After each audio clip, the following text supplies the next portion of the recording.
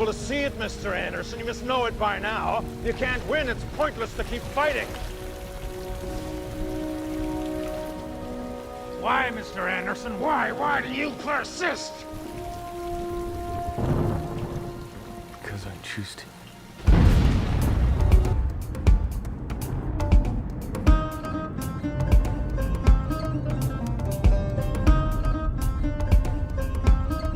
It has been said that if there is ever to be such a thing as a true universal language, it will most likely be expressed in the realms of mathematics, geometry, energy patterns, and frequency.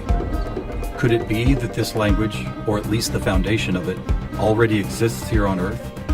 Is it possible that over the course of thousands of years, we have been somehow guided in the process of creating this new form of communication? And if so, what type of information will be conveyed through it that could not be expressed any other way? In the search for answers, we must be prepared to trek through both time and space, to open our eyes and minds wide enough to notice compelling coincidences, and to stand back far enough to see if the building blocks of some kind of mathematical, spatial, frequency-based language emerge. But before we begin our journey, we will pause here in the present day to notice some of the ways that we measure and tabulate the world around us. This is an important step, for how we count and measure things can be as revealing as why we count them. First, we will take a look at the way we measure time. For all practical purposes, the smallest unit is 1 second, and we all know it takes 60 seconds to make a minute, and then 60 of these minutes to make an hour. This hour, of course, is the unit by which we divide our days, and these days become months, years, decades, centuries, and so on. Speaking of 60, let's take a moment to notice that all geometry, whether it is 2 or 3 dimensional, is also derived from base 60 mathematics that provide the foundation for a 360-degree circle, which in turn provides us with all the angles and formulas for creating virtually every shape known to humankind.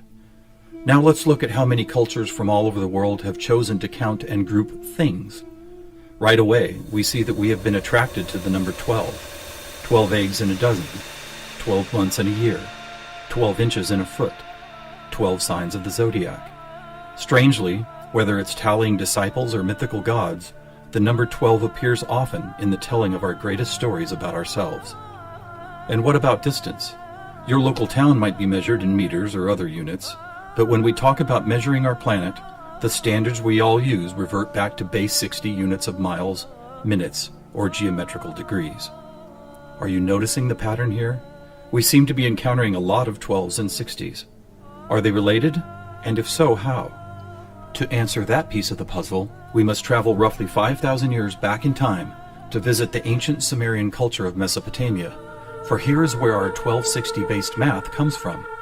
This counting system, which was invented by the same people who produced the world's first written language, involved counting the knuckles of the 4 long fingers on one hand and then multiplying them by all 5 digits on the other hand. If you do this, you will get a maximum number of 12 knuckles times 5 fingers, which of course totals 60. How these cosmic jumps in language and mathematics occurred so suddenly is open to debate, but it is interesting to note that the ancient Sumerians themselves wrote about being given this information by sky god visitors they called the Anunnaki. Who and what the Anunnaki were is a hotly contested subject, but one thing that cannot be denied is the fact that over 5,000 years ago, a mathematical system was born that incredibly still serves us today. So now that we have our various units of measurement, all based on the Sumerian 1260 counting system, let's jump forward to a few pivotal moments in history and see what other numbers, patterns, and synchronicities appear. In the 6th century BC, on the Greek island of Samos, the famed mathematician Pythagoras led a school of thought that married philosophy, mathematics, music, and of course geometry. And while Pythagoras did not discover advanced geometry, he did apply it in new ways, especially to music. For instance, he noticed that when a tauten string was plucked, it would create a tone. And when that string was divided in half, it would make the same tone, only twice as high in pitch.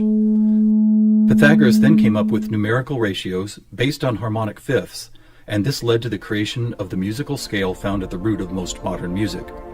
It is important to note that according to Pythagoras, all musical notes were found by using mathematics, and as such were given number values according to their placement in a kind of master grid. For instance, by using fifths beginning from note number 1, he was eventually guided to note 27. And to find the same note twice as high in pitch, he simply kept doubling it to 54, 108, 216, 432, and so on up the scale. If you've ever heard of Pythagorean tuning, you know that the number 432 is quite important. To Pythagoras himself, it probably wouldn't have stood out more than any other in his numerical grid. But in our quest to find a universal language based on mathematics and frequency, this particular note represents a significant piece of coincidental evidence. You see, many ancient musical instruments, from Tibetan bowls to Native American flutes, happen to produce the same tone, a tone that vibrates at 432 cycles per second. That's compelling, but even more intriguing is the fact that Pythagoras was not calculating vibration cycles to find tone 432. It just happens to be the same number. What's more, for decades, most modern musical instruments were also tuned to this same fourth octave A, with a value of 432 cycles. How could this be? Who chose this particular note as the keystone for instrument tuning, and more importantly, why? Here is where a deeper mystery begins to emerge, and to explore it we will need to go back to Pythagoras' other passion, geometry. It is not an exaggeration to say that to Pythagoras and his disciples, geometry and math held a key to the nature of all life everywhere, and maybe it does. Let's look at the first 4 geometric shapes, the circle, triangle, square, and pentagon. In each of them are angles of degrees that, when added together, always total a specific number relative to that particular shape. For instance, if we take a triangle, the sum total of all 3 interior angles is always 180. For both the square and circle, it is 360. For a pentagon, it is 540. Now at this moment, let's step back and look at these numbers in a different way, as there seems to be something about them that reaches beyond a simple sum of angles. Did you notice that they happen to be in the same numerical neighborhood as tone 432? What's more, they all add up to 9, just like 432. As an experiment, let's take a look at the numbers found in basic geometric shapes, then apply those numbers as vibration cycles to hear the tones they produce. First, let's listen to what the 180 total degrees contained in a triangle sound like.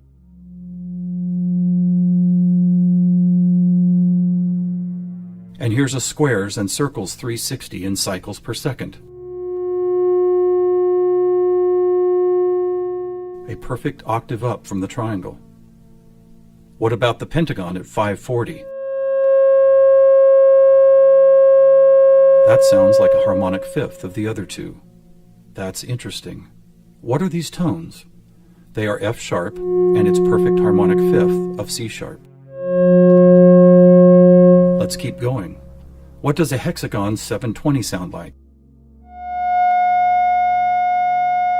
Another F sharp. Here's a 7-sided septagon, which totals 900. This is an A sharp, which happens to be the note required to complete an F sharp major chord in perfect 3-part harmony.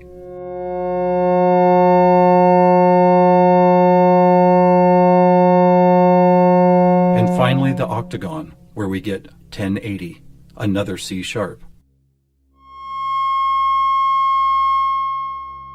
Suddenly, geometry is expressed by tones, and these tones just happen to create the most beautiful form of music, a perfect 3-part major chord in the key of F sharp.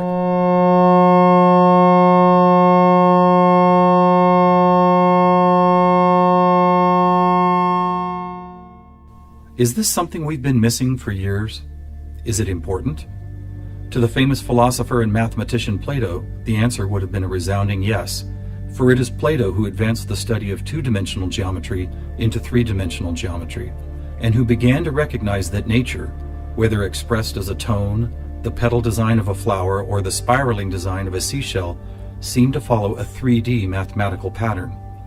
In fact, it became an obsession of Plato to try and find the simplest 3-dimensional geometric shapes, and his quest ultimately revealed what we now call the Platonic solids.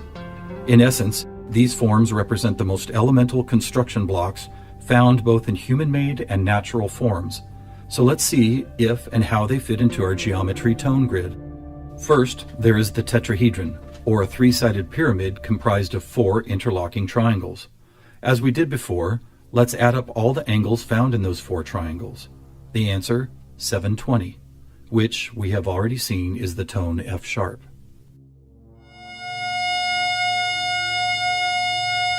Next, we have the cube, whose 6 360-degree squares totals 2160.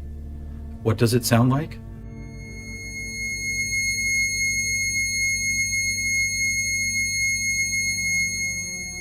"2160 is a high C sharp, and as you will see later, a very interesting number for other reasons as well. Next up is the octahedron. Constructed of 8 triangles, this shape totals 1440, which is another perfect F sharp higher up the scale. The icosahedron is made up of 20 triangles, so the total number of degrees is 3600. As a tone, 3600 vibration cycles create the A sharp needed to complete yet another F sharp major chord that sounds like this.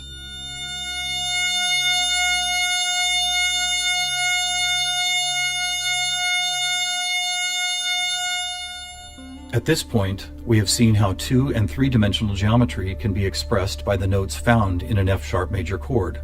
Could this also be true with what is known as sacred geometry?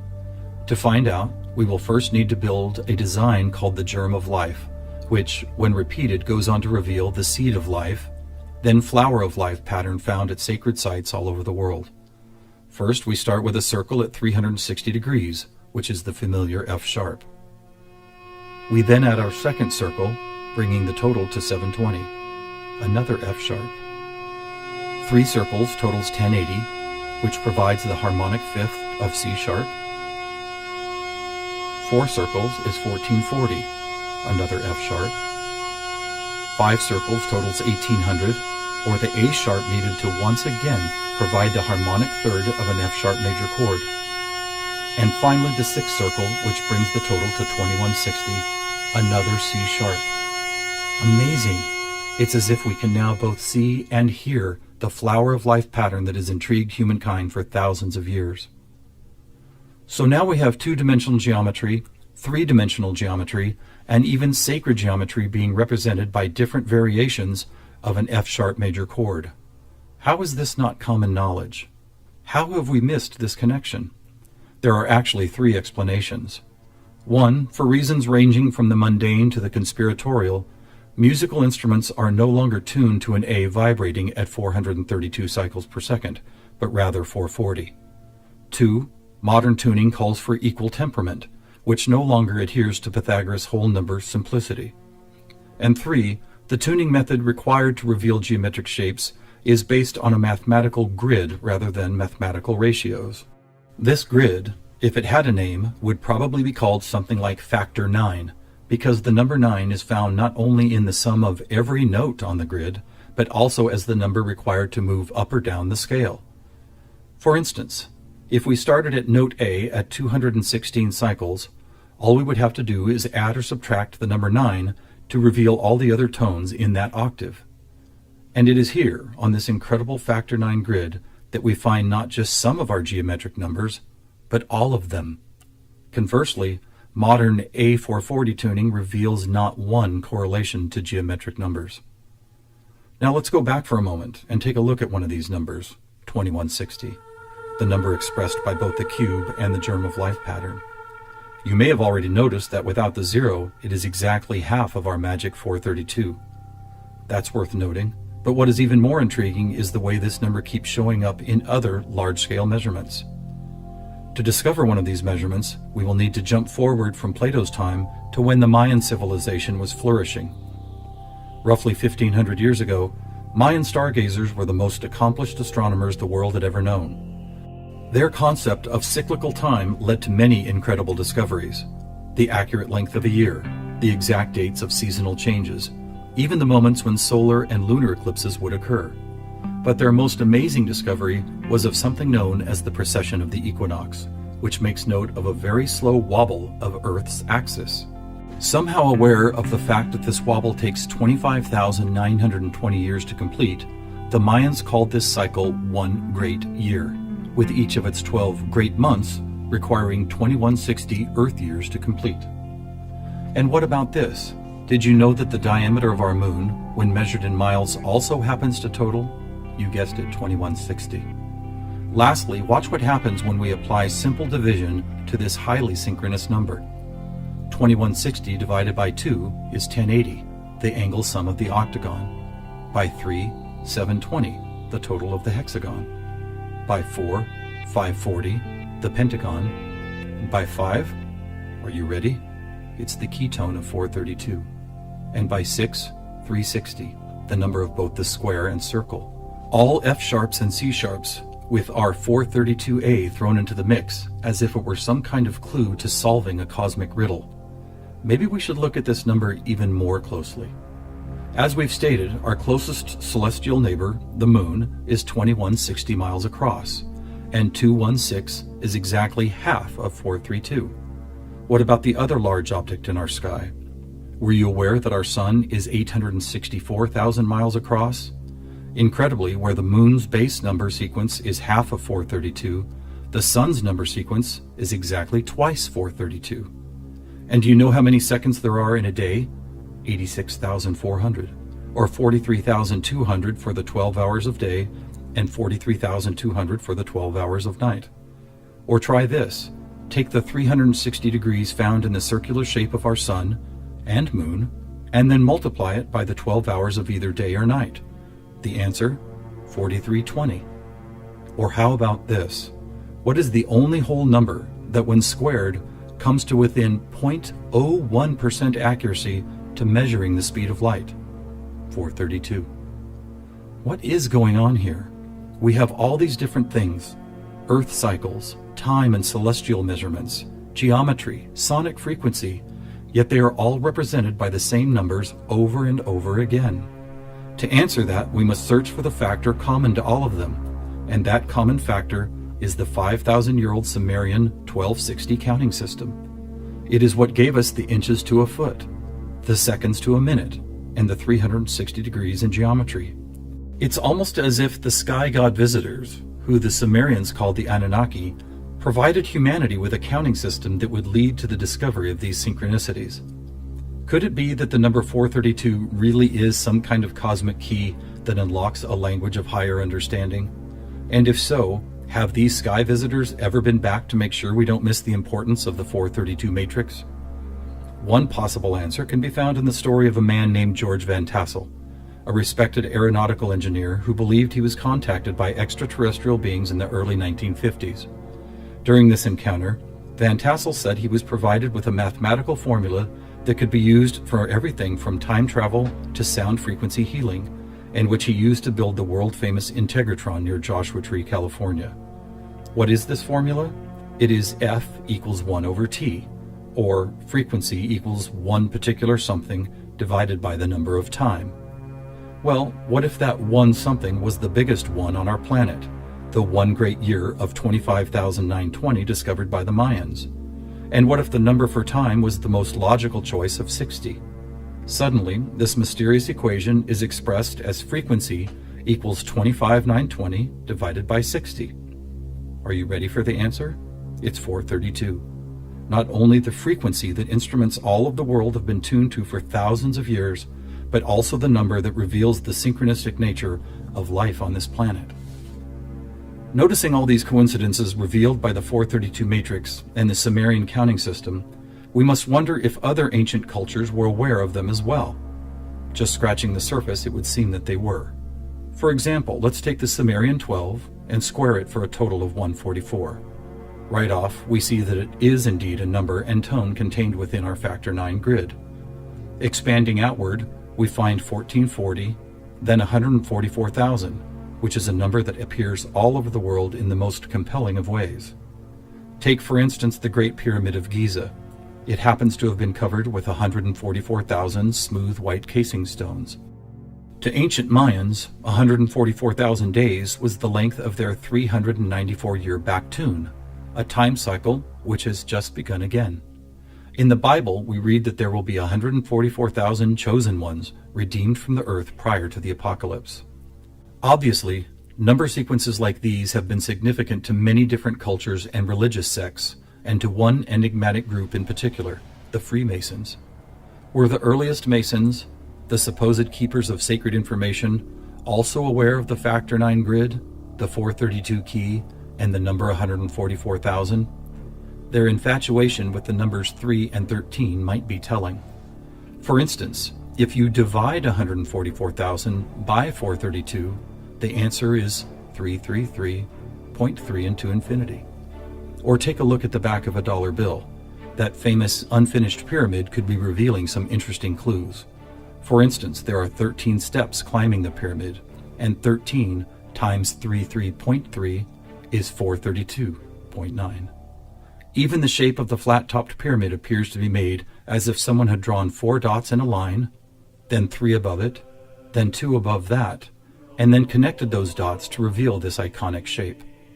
And of course, let's not forget that the square root of our all-important Factor 9 grid is 3 threes. Who else knew about 432? The answer is surprising. In India, large cycles of time are called Kali Yugas, and each one is 432,000 years long.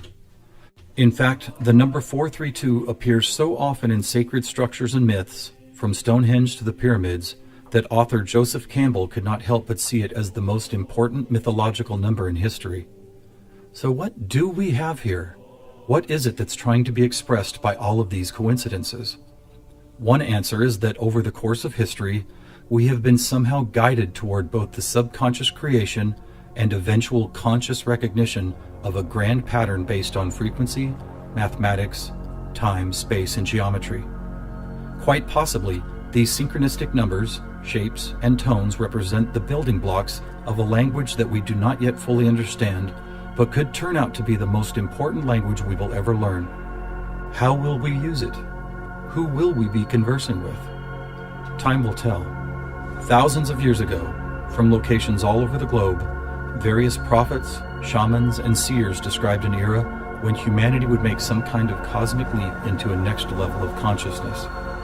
Here, at the dawning of the age of Aquarius and the start of a new Mayan Baktun cycle, maybe it's happening.